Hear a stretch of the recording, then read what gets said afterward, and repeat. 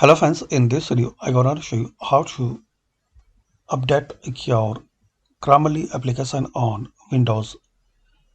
So guys, if you want to update and want to use latest version of Grammarly application, so open it.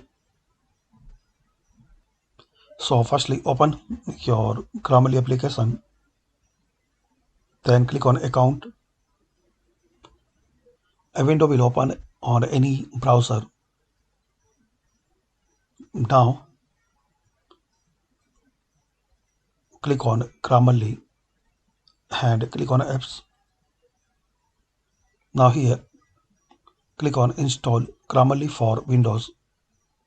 So like this you can install new version and latest version of Grammarly application. Now double click on setup file and that's it. So now you have this latest version of Grammarly.